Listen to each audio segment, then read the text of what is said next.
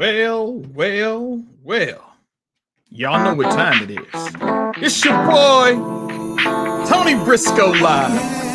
It's Friday. Y'all know the new song got dropped about Chicago. Let's get it in. My city, Chicago, we on the map. We got house, jazz, gospel, opera, and trap. 45 like to give us a bad rap. Too many twits tweeting, that's some really sad crap. Back at home, Lightfoot's the new sheriff. Taxes about to go high and bring in some new tariffs. I complain, but I refuse to move, cause no city can love me like Chi-Town do. Westside love, crucial twist the cycle drama. Can't understand why black folks still mad at Obama. Southside holding it down so true. LJ got Common Chance and Kanye too. And you spoken word in Chicago, the best you ever seen. Hey, what's happening, people? That's right, it is Friday, and you know what that means. It is time to spend time with your boy, Tony Briscoe. Welcome to Tony Briscoe Live. It is great to be out there with the people once again. I have an amazing guest for you today. Her name is Dawn Morris. I will bring her into the studio in a few minutes. What is going on in the world? Well, y'all know the Olympics is kicking off, and let's just stick purely with the most decorated gymnast of our time, Simone Biles. She stepped away from competition to take care of her mental health. And people have lost their minds. They're going crazy. They're going ballistic. Why is that? Why can't Simone take a break when she decides to take a break? Don't you take a break from your job when you decide to take a break? Do you know everything that this young lady is going through and has going on in her life? No, we don't. I'll follow up when I close out on why we don't care. Until then, hey, my guest, she's short on time, so I'm not going to waste any time. I'm bringing my sister in today because she has a hard stop. And while I'm bringing her in, Sister Dawn, welcome to Tony Briscoe Live. How are you? I am doing outstanding. My city. I love that song. Hey. Oh, you know I need you to share that one with your people. Like, share it on your page, share it with your fans. Like, I will do that. It's hard to get music on the radio stations in Chicago. Like, you really got to know people who know people.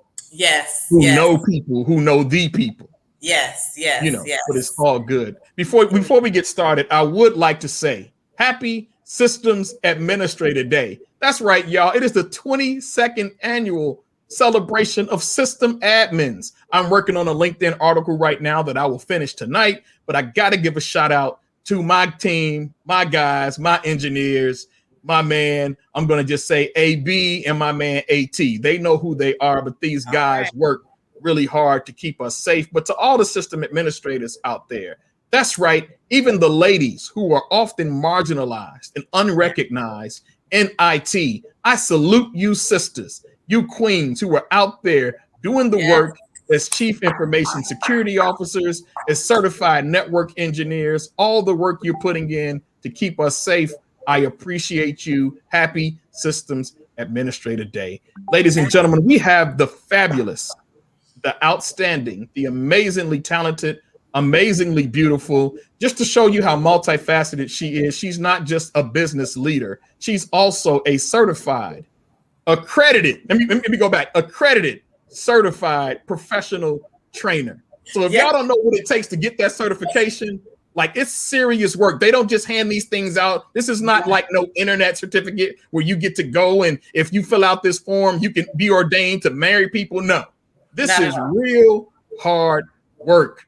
Dawn, how are you? I am wonderful. Thank you, Tony Briscoe. I need you all the time because I just love to hear you talk, period. But when you introduce to me and you do it so perfectly, it's an added bonus. Thank you so much for having me. I'm honored to be here. Yes. Thank you for making time to be here. So let's start off. Give the people an introduction of yourself, who you are, and we'll start there, and then I'll begin the questions on what you do. Wow. Okay. I'm a child of the Most High. We'll start there. So, and I met the wonderful Tony Briscoe when I lived in Chicago. I'm now a Nashvilleian, so to speak. I've been here for 4 years. Left us for the Titans, y'all. Help us for the Titans. You left us for the Titans. That's all. We'll say that. Yes, left yeah. jump for the Titans. Although, they don't do much. They're big Predators people here, so I have to roll with hockey. So while I'm here, until we get something else. So yes, I live in Nashville currently. I'm a mother, a sister, a friend. I am also a business owner, as Tony just alluded to. I am a certified personal trainer, and he is absolutely right. I'm certified by the National Academy of Sports Medicine. I'm going to tell you guys, 65% of the people, it is documented, do not pass that test the first time, because we have to know how you breathe. And now, because I have clients, I know why all of that is important, because I've had a couple where I thought I might have had to do CPR. So I do, and that's real. So I do, yes, I am a personal trainer, and I'm also the owner of the World Class Training Institute, which provides leadership and professional development. I always say human capital is an organization's greatest asset. And so my goal is to help organizations, maximize their greatest asset, which is human capital. So I want to piggyback. Did you say that 65% of the people who take the national certification exam for personal trainers are not successful their first try? That is correct. Under the National Academy of Sports Medicine. So there's another one called, I think it's ASSA, which is not supposed to be as comprehensive, but the NASM one, yes, 65%, it is documented, do not pass that test the first time. And I know why. That's amazing. I'm getting ready to take a high-level certification study path. And from what I hear, I know that the leading teacher says he failed the exam 3 times before he passed it. The leading instructor in it. Wow. So, wow. Yeah, I'm in for a journey and a ride. Great. So talk to us about the World Class Training Institute. Why did you found it? Why was it necessary? Wow, that's a great question. I founded it honestly because I had worked in corporate America for several years, and I had come to a place where I was looking to be a director, and God said, "You're trying to be a director, and I want to make you a CEO. It's time to graduate." He said, "It's time to graduate." And I said, I remember it like it was yesterday. I was getting ready for work. I was in the shower, about to go in the shower. And he said, "I'm trying to make you a CEO and you want to be a director. Okay, it's time for you to graduate." So I said, so that was the first time I said, you know what, it is time for me to graduate. And then I also talked to my pastor here about it. And I decided to call it the World Class Training Institute because I wanted what the deliverable was going to be just that, world class, from the service that we provide to the training that we facilitate. And I've been a trainer for several years, and sometimes I think training gets a bad rap because it can be an event for a lot of people. I show up, it's an event. I wanted it to be something where it was truly transformational. So through the World Class Training Institute, not only do we do the event, but we also make sure that those people with whom we do services have a dashboard of a pre and a post, so they know that there has actually been a change in minimally the application and knowledge level of the persons who are a part of our training. So we want it to be just that, world class. And I thought when I said it was time for me to graduate, that it was also time for me to put training in the place that I knew it needed to be, where it was more than a moment in time, but actually a transformational opportunity for those people with whom we are able to facilitate classes. Yeah. So, first of all, amazing clarity when you say you wanted to be a director, and God's like, yeah, director, my daughter, my child, not going to happen. Right. We're going bigger than that.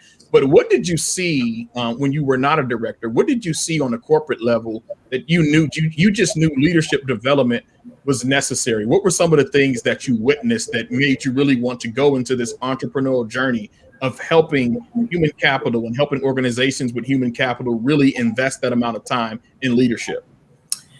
That's another great question. Well, seeing in corporate America that oftentimes higher level leaders would promote based on a person's technical acumen, which meant they could put a screw in a hole, for instance, or they may be able to put a light bulb in a switch. But when it came to leading people, the human side was lacking. And that is the piece that causes employees to want to leave an organization. Employees don't often leave because, as they say, they don't leave companies, they leave people. And they often leave people because people do not know how to lead them. And leadership starts with caring for them. So as I was in corporate America, and I witnessed constantly leaders who would be in a position where they would not communicate effectively with their teams. They wouldn't delegate and trust their team members to be able to do the job. They would not properly follow up with their team members. They may complain about what they didn't do, but they did not put themselves in a position to grow and develop their team members, but rather say, well, I could do it, but when I was there, how come they can't do it? Versus sitting down, having real conversations and helping the persons to be better. Because really, as leaders, what John Maxwell calls the pinnacle of leadership is when you're able to develop those under you to be able to take your place. So it is my mission to shift that atmosphere and help as many people as possible understand that real leadership is not about me saying, hey, Tony Briscoe, go do that.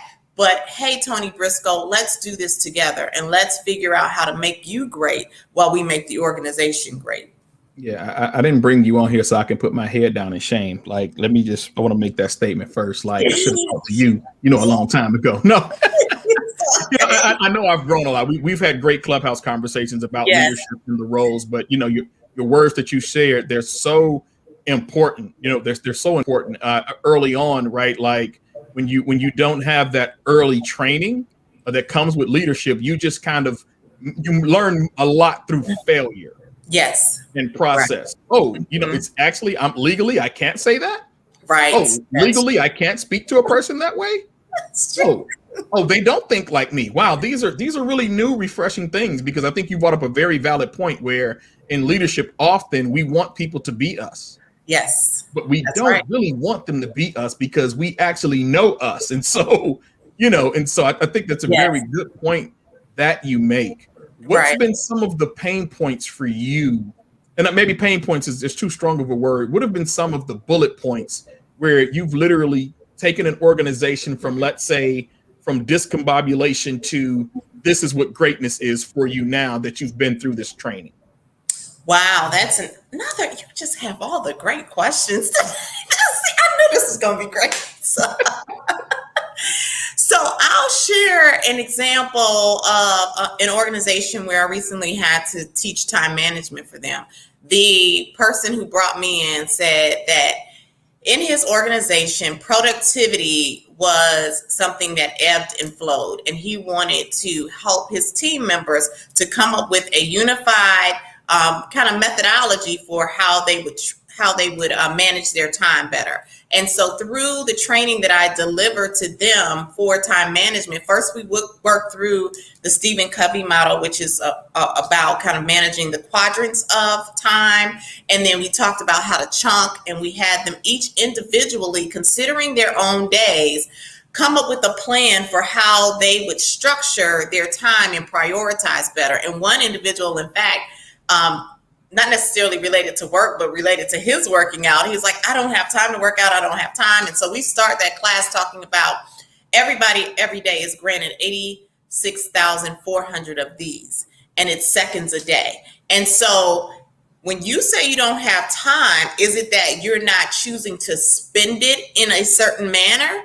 Because we all have the same amount of time, and some people are getting it in and some people are not. It's really a matter of, just like if I give you $1 and ask you to allocate how you're going to spend it, it's the same thing with the time that we're granted each day by God. It's up to us to allocate how we're going to utilize it. And so with that organization, the person who was I think he's the chief operating officer of that organization, came back to me later and said, one, it was the best training that they ever had. But secondly, not everybody, but a few of those team members who were in that class have made real change in how they were leading their day, so that he was no longer having to go back to them and say, where is this item or where is this document? They had been able to structure themselves so that they were giving him the deliverables that they were supposed to on a timely basis.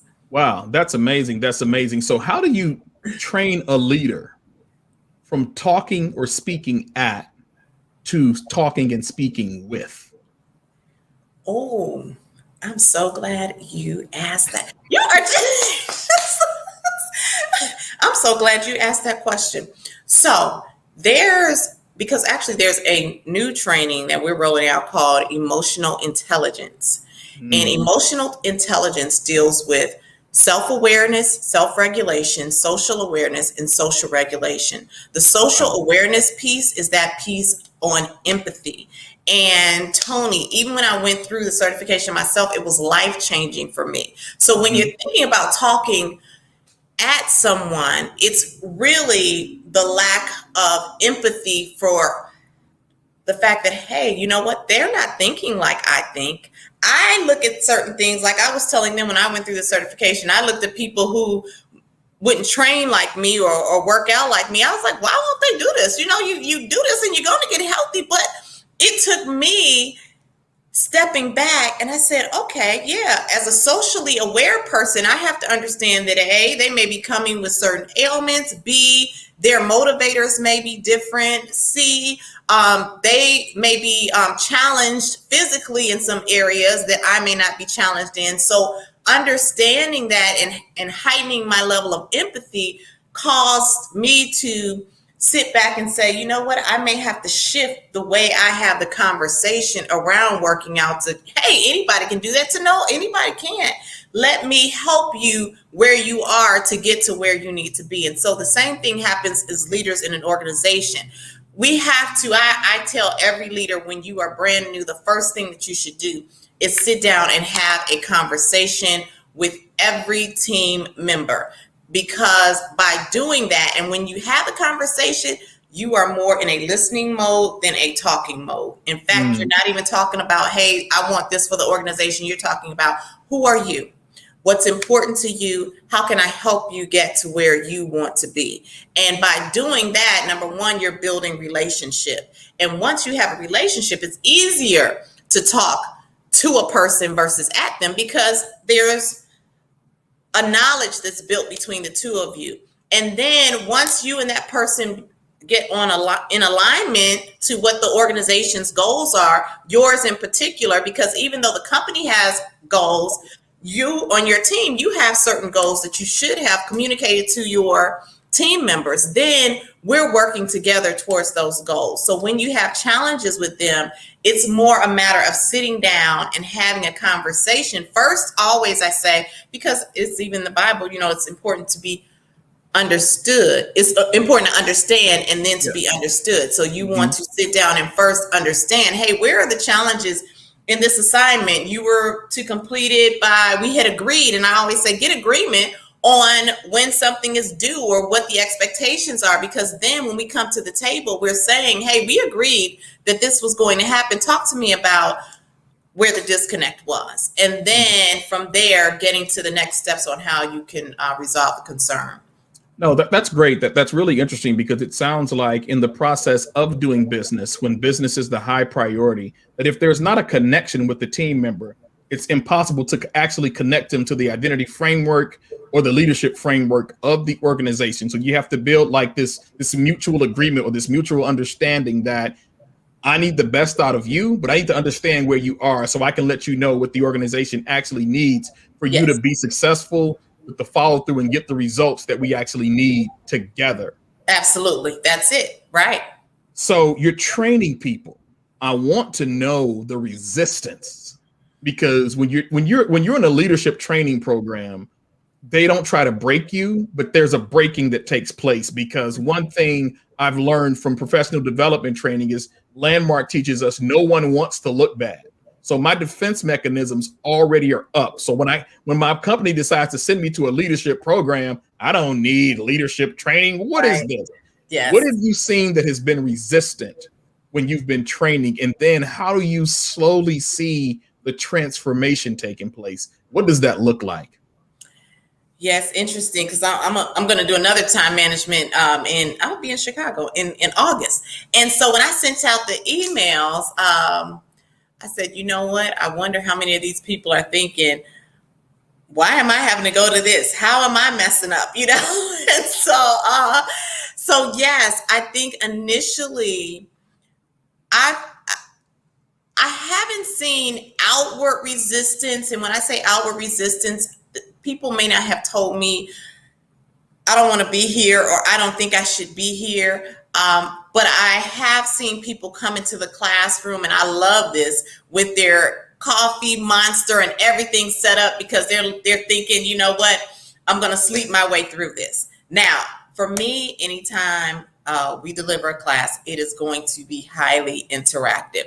And by kind of speaking to the kinesthetic learner, the auditory learner, the visual learner, all built into a training class, it has helped to break down any defenses to being in that training environment. And then whenever I start a class, I let them know that this is confidential space, that this is safe space, and this is the area where we're all here together. And I maintain that that level of not secrecy necessarily, but confidentiality within the classroom. So by making it a safe space and making it a comfortable space to share, not only hear from them, but share my own challenges, it makes the environment more comfortable overall, and people to know that, you know what, no, we're not here to beat anybody up. We're not here to challenge anybody, to say, hey, you're messing up, you're messing up. But we're here for everybody to learn together. No, that's good. That's good. That's brilliant. I'm not sure if you're familiar with the work of Patrick. I think it's Lencioni, his work on the 5 dysfunctions of a team. No, I'm not. Very interesting book. I think it's something you could check out, because as I went through this book, it was recommended by a colleague of mine who I just find she just similar. She's just a stellar team member. Okay. And, you know, she's like, you know, Tony, you really need to read this book. And, you know, checking the book out, I mean, this book, it really broke down the 5 dysfunctions of a team. And I think what's interesting for a person who's really authentic in their dissection of themselves, they'll literally get to see where they play a role in each of these 5 dysfunctions. Wow. Right.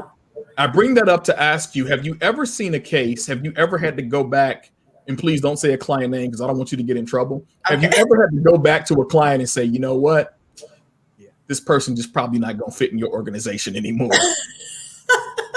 I haven't had to do that to a client, but I have had to do that when I was in corporate America. Like, you know what? This is, and even when I trained DISC for years. I've told people in the class that DISC does not account for crazy. So there are certain people who are off the DISC chart. Let's get that clear before we do anything else. Right. And so, yes, and there are some people who, either because they're too resistant to change, or because, you know, there are some things going on that are beyond any assessment we could give. If we always say, if you can't change the people, change the people. So, and sometimes that has to happen. Yeah, that sounds tough too. That's like, we have work to do. We have visions to execute. Yes. And everybody sometimes just doesn't fit at a certain place anymore. Absolutely. Right. Yeah. Yeah. And you're doing them a favor. At the end of the day, some people say, you know what, I want to hold on to this job because I want this check. I want this check. I want this check. Guess what? You're going to be able to get a check somewhere else. Yeah. Where you're going to be happier. And the company or whomever you're working under is going to be happier. So sometimes it is the best thing. If it can't be a win-win, is a no deal, and we have to part ways. Yeah, you know, some would say I still have this problem, and I would say that to some degree I probably do, because I believe in bringing out the best in people, which can give you, for lack of a better expression, a kind of God complex where you think you can fix people, but I don't. I just try to be there for people. and to a point that's detrimental for a leader. Why do you think that is when we try to keep people in place who literally should not be in positions anymore? What are we opening ourselves up for? And how are we exposing ourselves as leaders by doing that? We're opening ourselves up. It's almost like a marriage. We want to stay in a marriage, but this marriage is just not working. And I'm not gonna preach today, but yeah, don't, because I'm like, I like marriages to work, okay? But like on the same note, I like business. You know, I've had a couple, but I do like. You are a mess. Okay, stop it. That's a different show. That was my last Monday show on my Monday show. Okay, we're not gonna go there right now. We're not going there at all. We're gonna stay in corporate. Yeah. So what a leader does though, when they want to fix a person and they're giving their all, I have seen it serve a threefold negative outcome. Number one, you're taking time away from other team members who can utilize you as a leader. So oftentimes it's almost like the baby who's crying loudly in the corner. The other children are not getting any attention because you're spending too much time focused on that person. The second thing is, by trying to fix someone who is not working with you on getting fixed, you can make your organization or your team suffer because the numbers are not where they're supposed to be, or the person is not coming in on time the way they're supposed to be. You're finding yourself having to not do your things in the leadership role because now you're making up for that person's lack of efficiency or productivity. And then the third thing is, if as a leader, you do not take care and handle people who are not doing their job, you are seen as someone from other team members as someone who's not a great leader. And they will not respect you when you go to then try to discipline them or try to ask them to do something because you haven't taken care of what you're supposed to take care of when they've seen this person day in and day out not do what they're supposed to do. So in essence of trying to fix somebody else, you're breaking yourself. You're breaking yourself and you're breaking your team. Wow. That's very powerful. Thank you for sharing that, and thank you for that clarity. So in essence, if you had to wrap up leadership in a word or in a sentence, lay it out for us. Leadership is defined as influence. And so we always use that terminology when we talk about leadership. And it truly is that. The key is this: there are leaders or influencers who can be positive, and there are leaders or influencers who can be negative. So leadership in and of itself is not a positive or negative term. It is. And it's how it's channeled. That's right. Exactly. That's right. When I listened, and I'm not sure if you were able to, when I listened to the testimony of the Capitol police officers this week, it was very disheartening. Even as one of them was giving his testimony, he was left a very vile, threatening, damaging voicemail message. Oh, wow. But when you talk about leadership and how it just is and how it's channeled, when I look at a position of authority, a position of influence, I should say, yes, and how that position of influence used at the highest level of American government was used to enact January 6, 2021, yes, the day insurrectionists, the day terrorists literally stormed our nation's capital.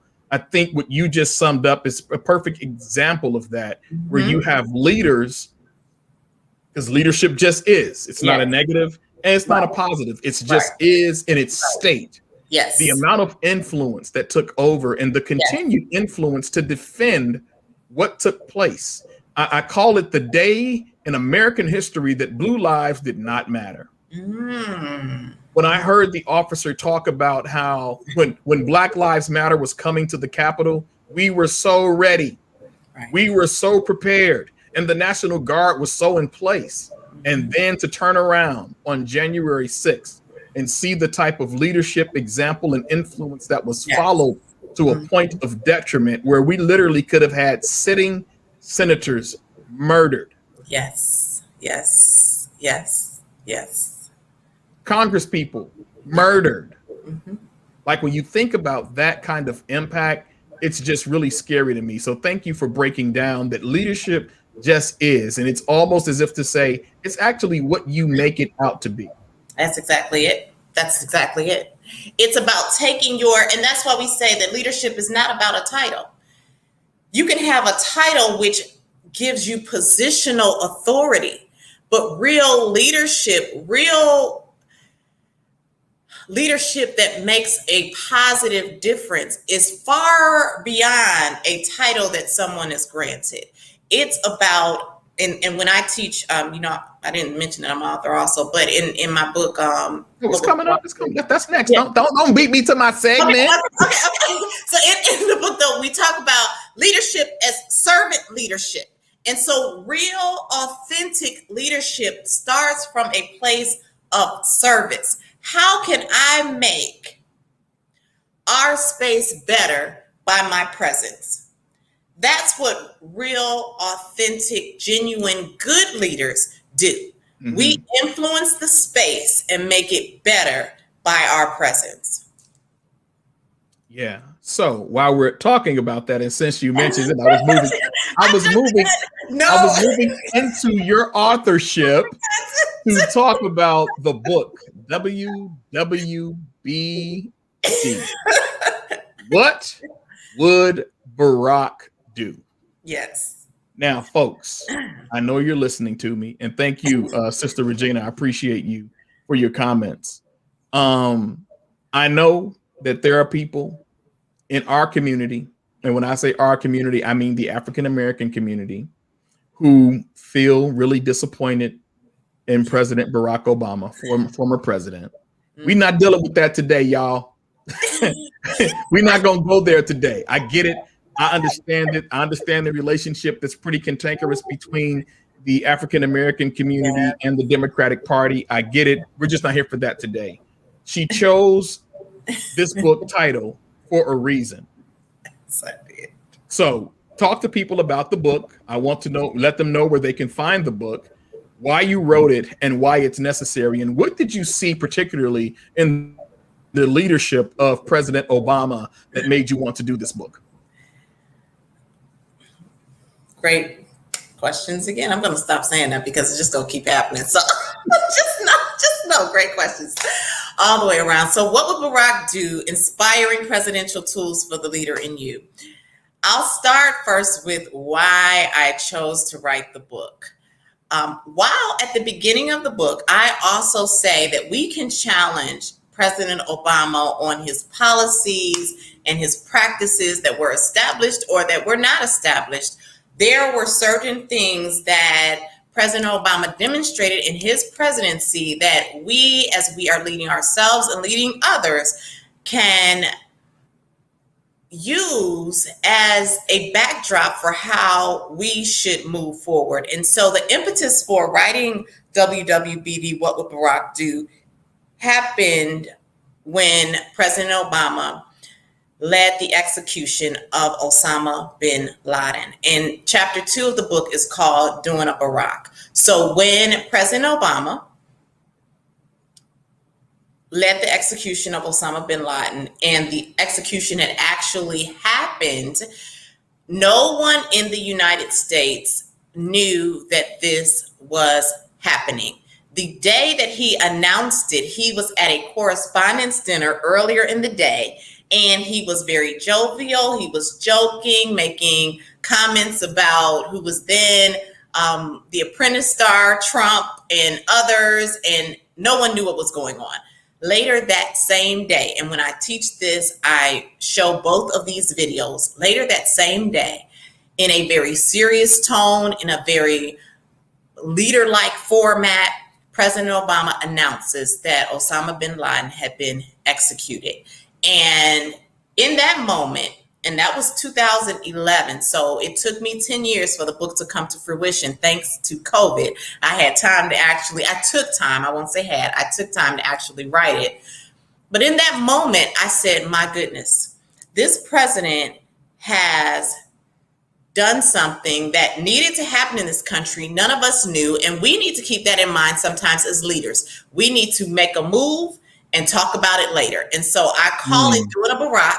And sometimes I told my cousin the other day, she left the beauty shop and she was working and just had to make some moves. Then I said, so you had to do a Barack. So that was the impetus behind it. But there were other things that he did. Chapter 1 is called Keep Love Alive, because no, we don't know what happened within the confines of his household, but he seemed to demonstrate consistent love for his wife and his family. And I say, you would think, why would chapter 1 start with that? Well, because as a leader, you have to start from a place of love, and you have to come from an agape place of love. And so I put together 10 just core principles around things that we saw him do that we can all do, no matter whether or not we believe in or agree with his principles or how he helped, one community over another. These are things that we need to do as leaders. No, that's great. That's phenomenal, and it's great insight. I remember the move, with the situation in the Situation Room and how they had to move in silence.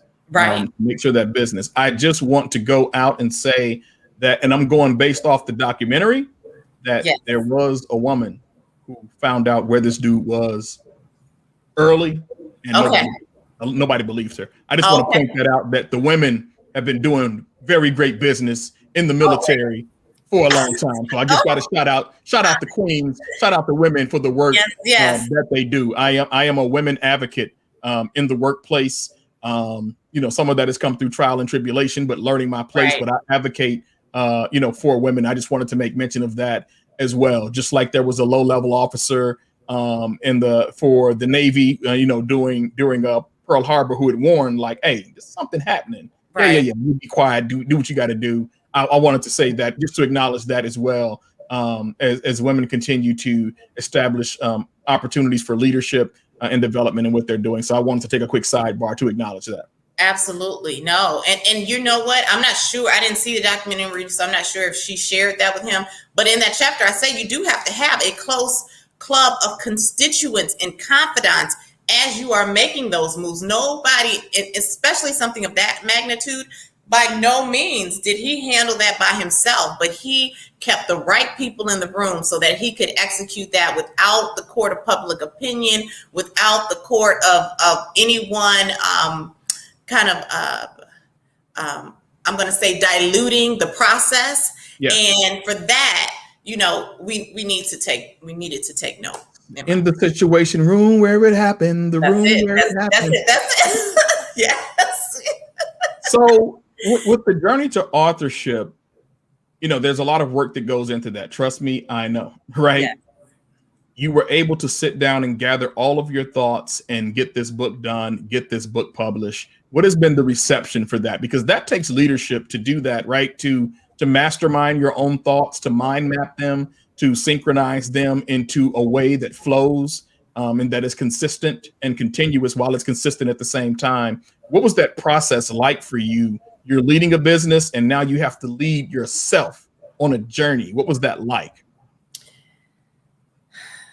The process of actually writing the book, it was a leadership move also, because the other thing that I say is sometimes as leaders, I think chapter 4 is step away to step forward. I had to step away to step forward. So during that period of writing, I made sure that I didn't schedule any meetings for any reason. I had a young lady, she said, I just want to take 15 minutes. I said, I cannot take 15 minutes because if I don't focus on this in this moment, and it was still COVID, so it wasn't super busy, but there were still people who were, vying for pieces of my time that I couldn't allow because I wanted to make sure that this piece was done. And so you're absolutely right. As leaders, if you're doing a book or if you're doing any large project, last night I was even writing and a couple of people called me. I said, I cannot be distracted. We have to make sure that we focus our time and then develop timelines to achieve where we're going to go.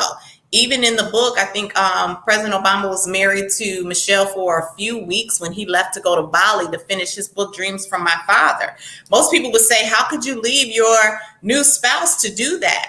Well, they had to have an understanding, and then he had to know, I think that might have come out in the book Becoming, that there was a financial gain, of course, that was going to be on the other side of that. But beyond that, as leaders, we have to understand that when there are certain important missions in front of us, we have to keep our eye on the prize and walk only in that direction, So that's what I had to do. Yeah, that's awesome, and that's excellent, because being an author, there's a lot that goes with that, and time is the biggest piece. Yes. Marketing, I would say, is the other biggest piece Yes. to that. How was your community of leaders receive your book? What kind of feedback have you been getting? Oh my goodness, it's been amazing. I'm going to tell you this story. So I've been teaching it in schools. The first one through Upward Bound programs. The first one I did was Virginia State University. And Tony, I'm going to tell you. So the first session I talked through, pieces of the book. The second one, they do presentations. And so I record the presentations that they do. The first time that I actually sat and I listened to them give their presentations, I was in tears. You know why? Because I said all of my life, I go to school and I'm sitting, and I may have written a book and written a book report and recited a book report about somebody I didn't even know. These students were doing a book report on a book I had written. And to hear their level of understanding, it just took me, I'm getting chills as I said it now. I didn't imagine that that's where this was going to take me, but through little bits and pieces, it's been changing people's lives. I had a young lady just a couple of weeks ago. It was the University of Houston downtown, and I'm going to put hers on a video as well. To hear her articulate what she learned from the book was absolutely amazing. And I'm sure, because you've written, right? So when you hear people say things, some of the stuff I've heard, I'm like, okay, to hear your interpretation of that has just, I had a 15-year-old say, she came to me at church. Man, I miss seeing my babies at church. COVID, man, the devil. She said, Brother Tony, I've been reading some of your poetry book, man. You talk about a lot of deep stuff in there, like I never knew. And to hear that from the young people, yes. There are not really words for that, right? It's just, you just sit back and you just say, God, I thank you for the opportunity for me to maximize what you gave me. That's it. Yes. I thank you for the opportunity. Yes, that's awesome. That's absolutely amazing. And I'm super proud of you. Thank you. You've had some challenges the last couple of years. Yes. Not going to get into the details of the heart. But I think one of the things that we're seeing the pandemic has caused is everybody's dealing with something. Yes. Life is going to always happen. How do you encourage leaders to keep moving it forward? Especially those who may deal with a lot of team members that they manage that seem to go through a lot of things. How do you lead in the middle of a pandemic well?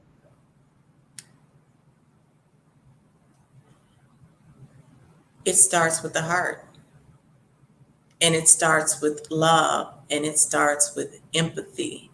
In the middle of a pandemic, and once we hopefully get beyond a pandemic, we always, as leaders, have to first come from a place of LOVE.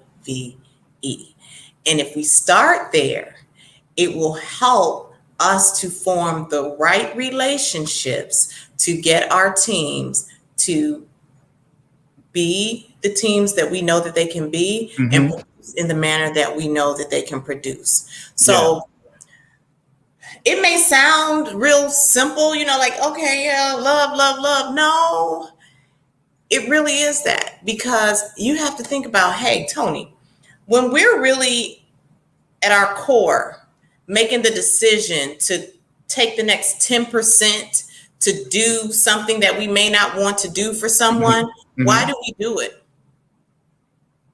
Yeah, it's because we love them. It's because of love. Absolutely. Exactly. I lead with heart every day.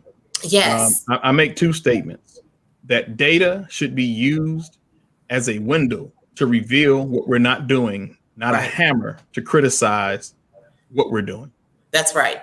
And I'm glad you made that statement, because I always tell people when we're dealing with people who are not performing up to standards, always focus on the problem and not the person. I'll still love you even if I have to terminate you from this organization because you have not fulfilled the requirements that you agreed to when you walked through the threshold. But I love you anyway. And I'm going to help you get to where you should go by helping you get to another position, by relieving you of your duties here. Yeah, so I'm thinking of a particular clubhouse room you held when my former team member came in. And we're just talking. Right. But he said that me firing him was the best thing that ever happened to him. And I said, well, I didn't fire you. You fired yourself. You just kind of led the process for it. Right. And that he talked about his own leadership transformation and how he took the things that I was trying to teach him and has applied them to his life, and how he's gotten certified a couple of times, and he's making moves. He's feeling bold in his interviewing processes, and he's just growing in leaps and bounds. And I'm super proud of him. And but also I also know that I was trying to fix him, and by trying to fix him, I was breaking myself by not giving those team members the proper attention who were doing what they were supposed to do. Right. Who were coming in on time and who were being there. So, very interesting analogy you posed earlier, but I love it. Leading with heart, I say this: data without heart is information. Oh, but data with heart leads to organizational transformation. Wow. Oh, can I take that? Absolutely, 100%. I just give me credit the first time, and it's all yours. You got the credit. Yes, that is it. Yes. Yeah. What are your thoughts on that statement? I think it's spot on. I think I can't add anything to it, because that's it. That's it. You got to have the information and you got to have the heart. That combination can lead to organizational transformation. I love it. That's perfectly stated. Yes. Data does not always lead to the best results for organizations. Absolutely not. No. Because we've seen data taken and people have maximized it for money, but have crapped on people during the same process. Absolutely. So if they can produce this much in 8 hours, let's change their work day to 10.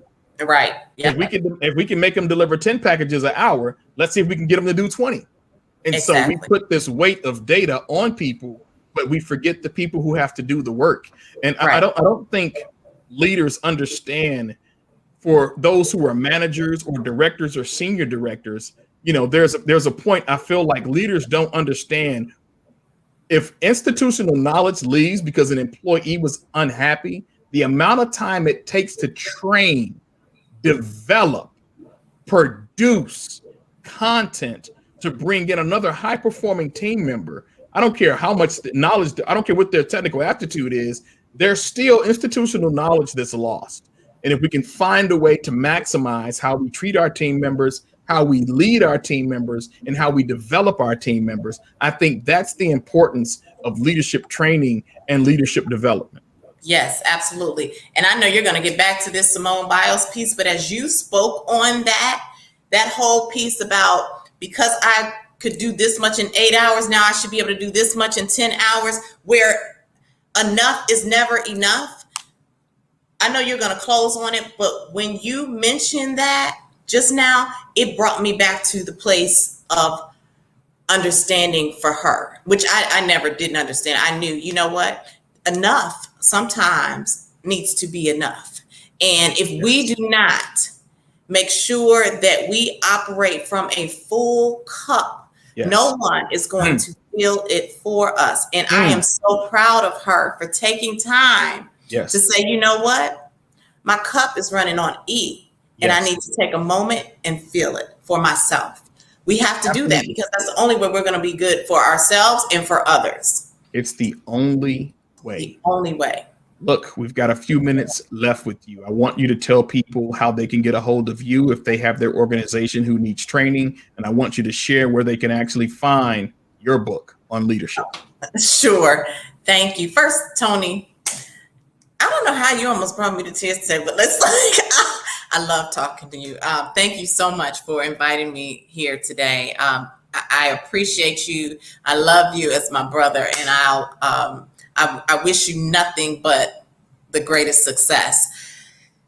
World Class Training Institute can be found at worldclasstraining.net, worldclasstraining.net. I always say I answer the phone, so you can also always call me at 615-716-9990. That's 615-716-9990. And my book is on my website, which is worldclasstraining.net. Or you can always purchase it if you just love to go to Amazon. You can go to Amazon and get it. But if you go to my website and get it, you will receive an autographed copy, and you'll receive your personalized, your own WWBD, What Will the Rock Do band. Wait, they'll order it and get an autographed copy? Yes, if they go to my website, yes. That's awesome. That's Yes. awesome. That's awesome. Yes. Look, I know you have a hard stop. Yes. You know I love you. Got mad love for you. You already know that. I appreciate what you bring to the table. I thank you even for the meetings when you do get time to get on Clubhouse that you conduct and how you lift people up. I thank you for just being in this space. I thank you for coming into this space and sharing your book, sharing your organization, and sharing how you have worked to develop people in the best way. Love you. Can't wait to have you back to talk about some other things you have going on. Have a wonderful, wonderful weekend. Thank you so much. Bye. Thank you. Take care. All right, ladies and gentlemen, you just heard from the wonderful, awesome Dawn Morris of the World Class Training Institute. Glad to have her on. Hope you enjoyed. As I close out, I mentioned about Simone Biles. It's amazing. And I say this for all athletes, mainly because I'm not an athlete like that. But I say this for all athletes. They work hard. They live in the spotlight of the media. And they're often criticized. And I'm not going to lie, my favorite team loses, the Bears. You know, I like Green Bay too, but I was told I'm from Chicago and I can't like the Green Bay Packers. And so, you know, yeah, I don't know. But I do. When they're not playing the Bears, I like Green Bay. I said that out loud. I'm going to get in trouble by Chicago. I already know it. But athletes do a lot of work. And it doesn't matter how many rings they bring home, how many trophies they bring home. The minute that athlete does not fit into our image of what they should be, what do? We get enraged. Sheriff deputies go and make vile comments, calling people a national embarrassment, and then they want to come and apologize for it so they can save face and save their job. Whatever.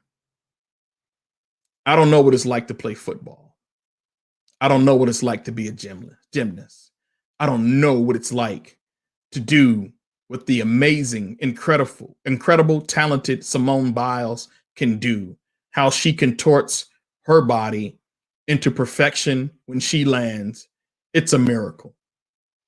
I don't know how to play tennis at a professional level. What our sister Naomi has to go through when she decides she needs to take a break. So Simone Biles, I wrote this for you. It's called Rise, Simone, and Rest. You are greatness. You are your own priority. Forget the stigmas. Forget the media. Forget those who bless you when you are up and curse you when you are down. You are extraordinary. Forget ordinary thoughts and people who will try to tear you down. You are your own priority, and you owe us nothing but to take care of you, your health, your mental space. You've given so much with a smile, with passion, with love, with purpose. Some have taken so much from you. Rise, Simone, and rest. To be the best for you, your family, your loved ones. Ignore their opinions. They mean nothing. They seek to tear you down because you didn't meet their expectation. They never prayed for your health. They never prayed for your strength. They expect you every day to do what you can for them. Make them feel better about their lives. Make them hope in something they can't do or achieve Rise, Simone, and rest. We know how they treat Black athletes. They will burn jerseys, spray a byword on your home, throw your shoes in a bonfire, call you Benedict Arnold, threaten your family, and say you betrayed them. Don't sweat them. It's not your fault. Their lives are incomplete, broken, purposeless. It's not your job to fill the hole in their existence. Rest and make you whole. You are extraordinary. Simone Biles, America stands with you. Thank you for the silver medal, but thank you for the gold attitude and the gold dedication and the platinum work ethic that you've had since this has been your life journey. Chicago, it is your boy, Tony Briscoe. Have a wonderful weekend. Please be safe. I'm not going to get into the vaccination piece. If you choose to get vaccinated, go for it. If you don't and you're asked to wear a mask, just wear a mask. It's not an invasion of privacy. It's for safety. After all, when you're in your car, you wear a seatbelt. There's actually no difference. Take care, everyone. Take care, America. God bless the United States. I'm out of here.